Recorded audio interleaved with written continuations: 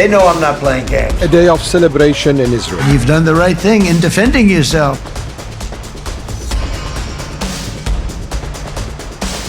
የጋዜጠኛ ሳሊህ ጃፋራዊ ሞት ያጋለጣቸው ሚስጥሮች፣ የሐማስና ዶግሞሽ ግጭት ስለምን ድህረ እስራኤል።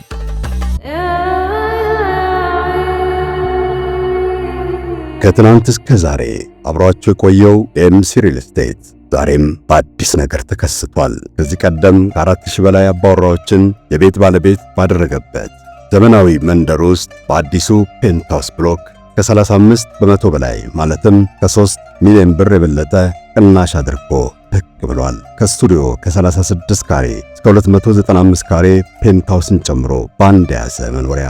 ይህ ብቻ አይደለም። ከመኖሪያ ቤት በተጨማሪም የንግድ ሱቆችን ከ28 ካሬ ጀምሮ ለተለያየ አገልግሎት እንዲውሉ አዘጋጅቷል። ሰፋፊ ሱቆችን በግዙፍና ዘመናዊ መንደሩ አካቷል። ከ682,000 ብር ቅድመ ክፍያ ጀምሮ በ40/60 የባንክ አማራጭ አቅርቦሎታል። ታዲያ ምን ይጠብቃሉ? አሁኑን ይደውሉ። በ0935 81 13 13 ወይም በ0964 36 06 19 ይጠብቃቸዋል። ኤምሲ ሪል ስቴት። እዚያው ጋዛ ሰርጥ ውስጥ የተወለደ የ27 ዓመት ወጣት ጋዜጠኛና ፎቶግራፍ አንሺ ነው። በዓለም አይን ፊት ዕውቅናን ያገኘው በዚያው የሞት ቀጠና ውስጥ ሆኖ ስለሚካሄደው ጦርነት ያሰራጭ በነበረው የሰብአዊነት ዘገባ ነው። የሲቪሎችን ስቃይ ለዓለም ከዘገቡት ታዋቂ ድምጾች አንዱ ነበር ሊባልም ይችላል። ገና የእስራኤል ጦር ጋዛ ውስጥ የመጀመሪያውን የጦር ዘመቻ ሲያከናውን ትልቅ አደጋ እንደሚኖር እየተረዳም በዚያው የእሳት ቅጽር ውስጥ ከወገኖቻቸው ጋር ለመቆየት ከወሰኑ ወጣት ጋዜጠኞች መካከል አንዱም ነበር። ውሳኔውም ብዙዎችን ጉድ ባሰኙት በንጹሃን መኖሪያና መንደሮች ላይ የተፈጸሙ የቦምብ ፍንዳታዎችና ጥፋቶችን በቀጥታ በዘገበባቸው ድፍረቱ ተገልጧል። ይህ ሰው ሳሊህ አሚር ጃፋራዊ ነው። A day of celebration in Israel. የእስራኤልና የሐማስ ለ2 ዓመታት የዘለቀ ግጭት በዶናልድ ትራምፕ የተኩስ አቁም ፕሮፖዛል ከተቋጨ ቀናት በኋላ በርካታ ፍልስጤማውያን ደስታቸውን በአደባባይ እየገለጹ በነበሩበት ሰሞናት ወጣቱ ጋዜጠኛ ሳሊህ ጃፋራዊም በእስራኤል ከታሰሩ ፍልስጤማውያን መካከል አንዱ የሆነው ወንድሙ ናጂ አልጃፋራዊን በእስረኞች ልውውጡ መልሶ አግኝቶ ሊያቅፈውና ሊስመው እየተጠባበቀ ነበር። ሁለት የከፉና የሞት መርግ የወረደባቸውን ዓመታት በተአምር ያመለጠው ሳሊህ ሰላም ታወጀ መባሉን ተከትሎ በእስራኤል ወህኒ ቤቶች የማቀቀው ወንድሙን በአይነ ሥጋ ሊያየው ቢናፍቅም ሊሳካለት ግን አልቻለም። ጀግና የሚወድቀው ባጓጉል ቦታ ነው እንዲሉ እሳት መሃል ሞትን ፊት ለፊት የናቀው ጋዜጠኛ ጋዛ ከተማ ውስጥ ባለችው ሳብራ መንደር እየተንቀሳቀሰ ባለበት ፍልስጤማውያን ነን በሚሉ ስለ ፍልስጤም ሕዝብም ጠመንጃ አንስተናል ባሉ የዶግሙሽ ጎሳ አባላት ታፍኖም አልቀረ። ለባላንጣ እንኳ በማይገባ ጭካኔ በርካታ ጥይት ተርከፍክፎበት እንዲገደል ሆነ።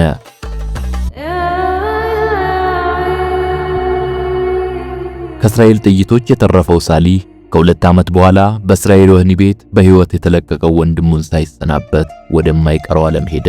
ያ አንዲቱን ካሜራውን በእጁ አንጠልጥሎ በየሆስፒታሎች በየመጠለያዎችና በየተጎዱ አካባቢዎች እየተሯሯጠ የጦርነቱን እውነታዎች ሲዘግብ የቆየው ሞት አይፈሬው ሳሊህ አሚር ጃፋራዊ በእርግጥም በግፍ ሕይወቱን ተነጥቆ እስከ ወዲያኛው አሸለበ።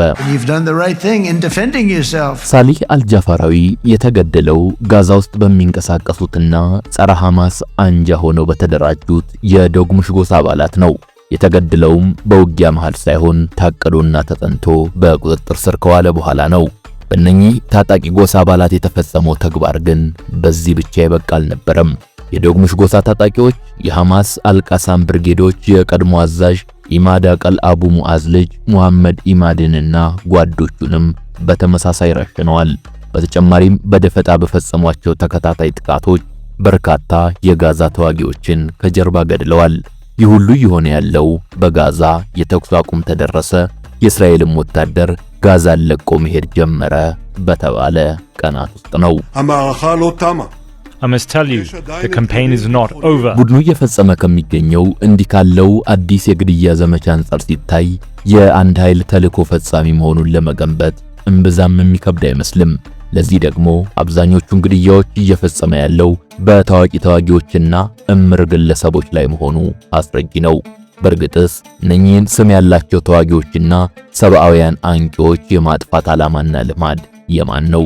ላብነትም ጋዜጠኛ ሳሊህ አልጃፈራዊ በጋዛ እየተካሄደ ያለውን የእስራኤል ጭፍጨፋ በመዘገቡ ከእስራኤል ኃይሎች ተደጋጋሚ ማስፈራሪያዎች እንደደረሱት አልፎም ኢላማ ከተደረጉ ግለሰቦች ዝርዝር ውስጥ መግባቱን በይፋ ተናግሮ የነበረ መሆኑን ለሚያስታውስ አልፎም ዜና ሞቱ እንደተሰማ በርካታ የዕብራይስጥ ቋንቋ ሚዲያዎች ሞቱን በአድናቆት መንፈስ ከመዘገብ አንስቶ አስቀድሞም እርሱን ሐሰተኛ ዜና አምራች፣ ፕሮፓጋንዳ አሰራጭ በማለት ሲከሱ እንደነበር ለማይረሳ እንዲህ ካለው የግድያ ዘመቻ በስተጀርባ የቤንያሚን ኔታንያሁ መንግስት የለምን ብሎ ላይጠይቅ አይችልም። እግረ መንገድም ሰላም እንደ ውሃ ለተጠማችው ጋዛ ካለፈው ይልቅ መጪው ሊከፋ ይሆንን ብሎ ቢሰጋ እውነትነት አይኖረውም አይባልም። There are still very great security challenges ahead of us. Some of our enemies are trying to rebuild themselves to attack us again. And as we say, we're on it. ጤና ይስጥልን ውድ የሳሎን ቲዩብ ቤተሰቦች፣ በዛሬው የተረክ መሰናዷችን አብዛኛውን ጊዜ የከፋ የሰላምና ደህንነት አደጋ ሆነው ስለሚያጋጥሙ እንዲህ ያሉ የድህረ ጦርነት ግጭቶች እናነሳሳለን። ነገሩንም አሁን ላይ የዚህ ጣፈንታ ተጋሪ የመሆን አካፋይ መስመር ላይ ከቆመችው ጋዛ ጋር አያይዘን እስራኤል በከፋ መልኩ ጦርነቱን በእጅ አዙር ለመዋጋት እየተከተለች የሚመስለውን ስልት ለመመርመር እንሞክራለን። አብራችሁን እስከ ፍጻሜ እንድትቆዩ ግብዣችን ነው።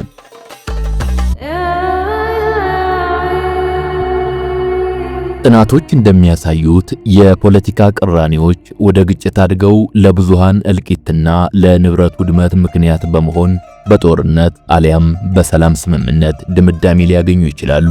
ሆኖም ጦርነቱን በድል ያጠናቀቀው ኃይልም ሆነ ለሰላም የተስማማው ወገን የድህረ ጦርነት ሁኔታውን በአግባቡ መምራት ካልቻለ የጦርነቱ ሂደት የሚፈጥረው የፖለቲካና ወታደራዊ፣ ማህበራዊና ስነልቦናዊ መናጋት የሚወልዳቸው ችግሮች ድሉን ወደ ኋላ የሚቀለብሱና አሸናፊው ወገን ወደ አዲስ ነውጥና አደጋ እንዲገባ የሚያደርጉ የድህረ ጦርነት ቀውሶች ሊከሰቱ ይችላሉ።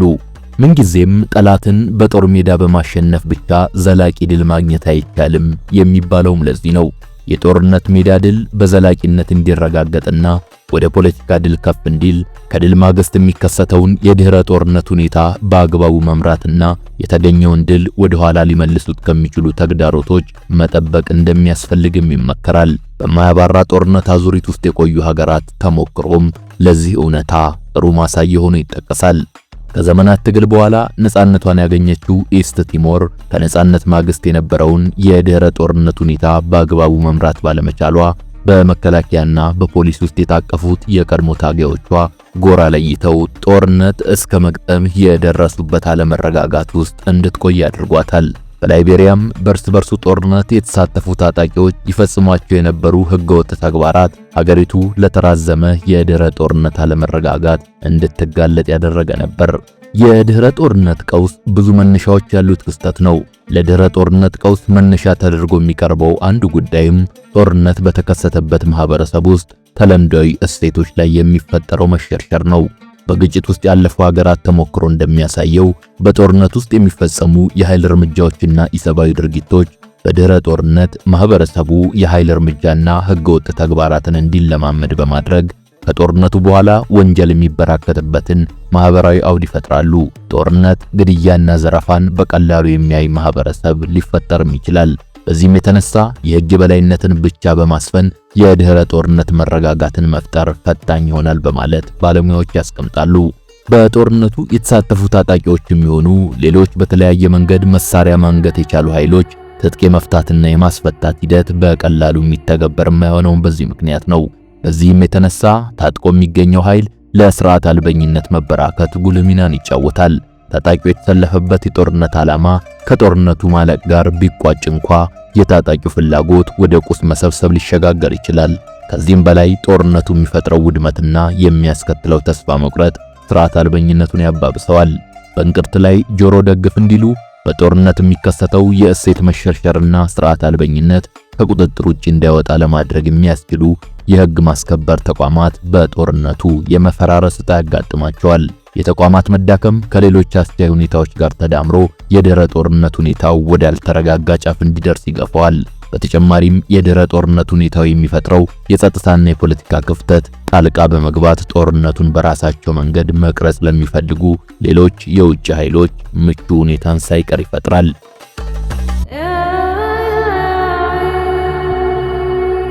በጋዛ ከ2 ዓመት በፊት በነበሩት ጊዜያት በምርጫ ጭምር አሸንፎ ሰርጡን ሲያስተዳድር የቆየው ሐማስ የሚገጥመው ፈተናም ከዚህ ንድፈ ሐሳባዊ ትንታኔ ስምም የሚሆንበት አያሌ መንገድ አለ።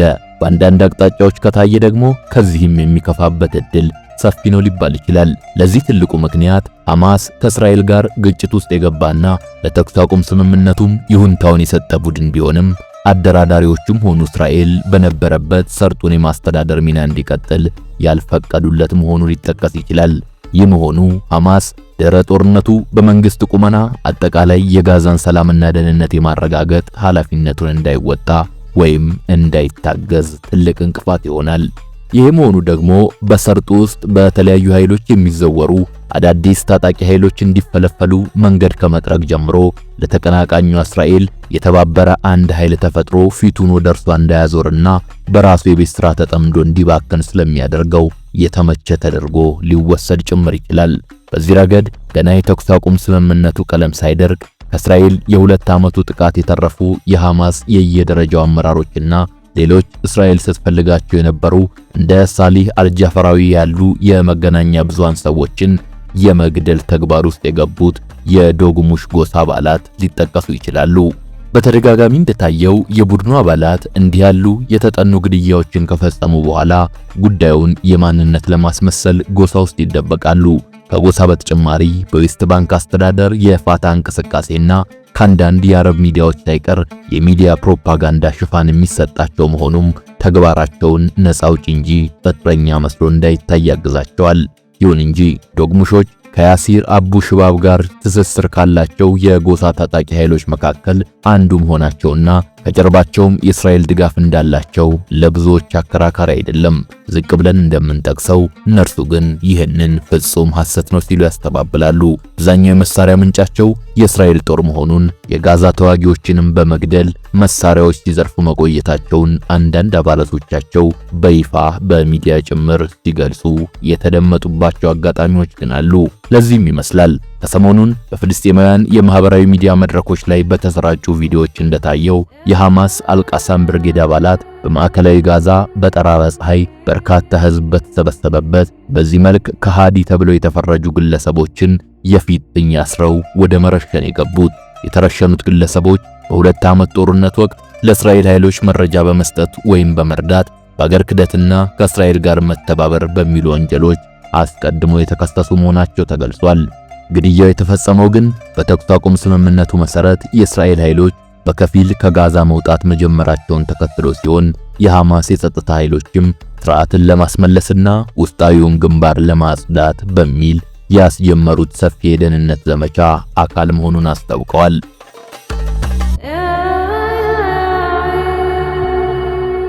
ተንታኞች እንደሚሉት እነኚህ ግድያዎች 2 ጠንካራ መልእክቶችን ለማስተላለፍ ተፈልጎ ሕዝብ እየተመለከተና በማህበራዊ ገጾችም ተቀርጸው እየተላለፉ ሊፈጸም ችሏል። የመጀመሪያው በጋዛ ውስጥ ሐማስ ስልጣኑን ሲያጠናክር ለመተባበር አሊያም ላስተዳደሩ ተግዳሮት ለሚሆኑ ጉዳዮች ፍጹም ትዕግስት እንደሌለው ለማሳየት ሲሆን፣ ሁለተኛው ደግሞ ለእስራኤል የስለላ ተቋማት በጦርነቱ ወቅት የተመሰረቱ ማናቸውም የመረጃ መረቦቻቸው በፍጥነት ተጋልጠው እንደሚወገዱ ለማስጠንቀቅ ታስቦ ነው የሚል ነው። ያም ሆነ ይህ በግራም ሆነ በቀኝ በሐማስና በሌሎቹ ታጣቂዎች የተጧጧፉት እነኚህ ግድያዎች ስለ ጋዛ እጅግ አስፈሪና አሳሳቢ ጣፈንታ የሚናገሩት ብዙ ነው። ነገሩ ከእስራኤል ለተኩስ አቁም እሺ የማለት ፍላጎት በስተጀርባ ያለውን ሚስጥር ለመረዳትም የሚያግዝ ነው። እስራኤል በጋዛ ካካሄደችው በታንክና ጀት ከታጀበ ጦርነት ይልቅ በፍልስጤማውያን መሃል ባደራጀቻቸውና ወዶ ገቦ ነው ባገኘቻቸው ተባባሪዎቹ አማካኝነት የምትለቁሰው እንዲህ ያለው ግጭት ጋዛን እረፍት በመንሳትና ሰላም አልባ በማድረግ ረገድ የተዋጣለት ስልት አድርጋ ልትመለከተው ትችላለች። ለዚህ ደግሞ ባሳለፍነው ጁን 2025 ጠቅላይ ሚኒስትር ቤንያሚን ኔታንያሁ ባደረጉት ንግግር የሰጡትን ፍንጭና በርካታ ተንታኞችም እስራኤል ሐማስን የሚቃወሙ ጎሳዎችን በስልት በማስታጠቅ ወይም በመደገፍ በጋዛ ውስጥ የተከፋፈለ ኃይል እንዲፈጠር ልትሰራ ትችላለች ብለው አስቀምጠውት የነበረውን ግምት የሚያጠናክር ሆኖ ተገኝቷል። በበርካታ የእስራኤል መንግስት መግለጫዎች ላይ እንደታየውም እንዲህ ያለው ተግባር አሸባሪ በተባለው ሐማስ ላይ ሌሎች ለፍልስጤማውያን ሕይወት የሚገዳቸውን ወገኖች የማነሳሳት ተግባር ተደርጎ ተወስዷል። ጠቅላይ ሚኒስትር ቤንያሚን ኔታንያሁም መንግስታቸው ይህን እየሞከረ ስለመሆኑ በተጠየቁበት ወቅት ይህን ማድረግ ምን ችግር አለው? እንዲያውም በጎ ተግባር ነው፣ ቢያንስ የሚሞቱ ወታደሮቻችንን ሕይወት ይታደጋል የሚል ምላሽ መስጠታቸው ነገሩ አስቀድሞ ሲሰራበት የቆየ መሆኑን ለመረዳት አስቻይ ነው።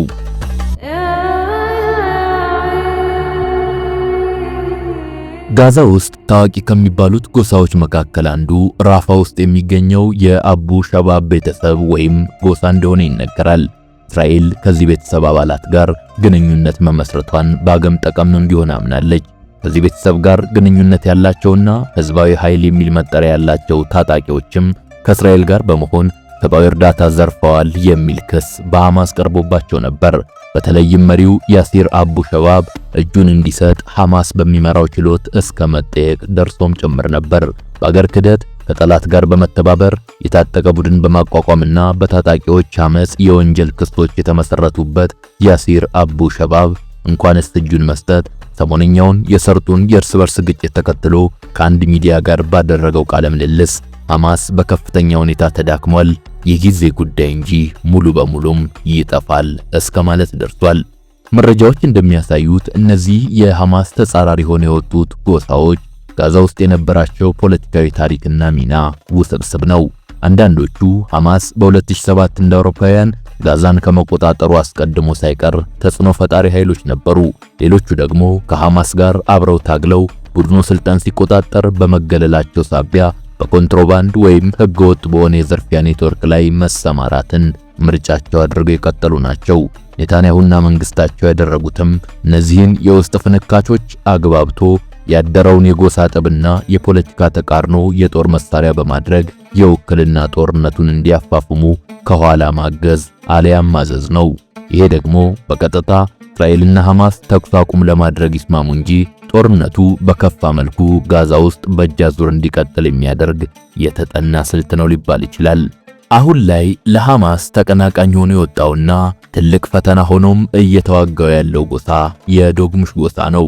የዶግሙሽ ጎሳ ጋዛ ውስጥ ትልቁ ቤተሰብ ሲሆን የሚያራምደውን ፖለቲካ የሚከተሉ በተለያዩ የሰርጡ ክፍሎች የሚንቀሳቀሱ አባላትም አሉት።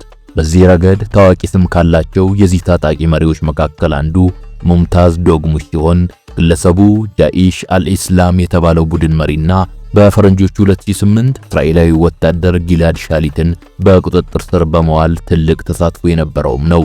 ቡድኑ የእስራኤል እግርን ተከትሎ ከሐማስ ጋር ጦርነት ውስጥ መግባቱ ከእስራኤል ጋር የተለየ ግንኙነት ስላለው ነው የሚለውን አስተያየት ውድቅ የሚያደርገውም እንዲህ ያሉትን ያለፉ ታሪኮች ወደፊት በማምጣት ነው።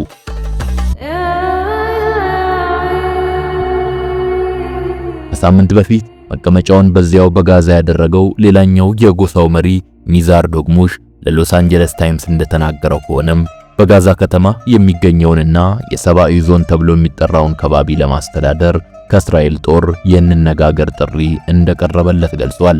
ይሁን እንጂ ጥያቄውን እምቢ ማለቱንና ይህንን ተከትሎም የእስራኤል ጦር በጋዛ ከተማ የሚገኘው መኖሪያ አካባቢውን በቦምብ ከመደብደብ አንስቶ ወረራና ስልታዊ መኖሪያ ቤቶችን የማውደም አጸፋ እንደወሰደበት ተናግሯል። ብዙዎች ይህንን የቡድኑን መሪ ቃል በቀላሉ ለመቀበል አዳጋች የሆነባቸው በዶግሙሽና ሐማስ መካከል ያለውን ጠላትነትና ውስጣዊ ውጥረት ለማባባስ እስራኤል በገንዘብ የሚሆን በመሳሪያ የመደገፍ የሰነበተ ታሪክ ወይም ዳራ እንዳላት በመጥቀስ ነው።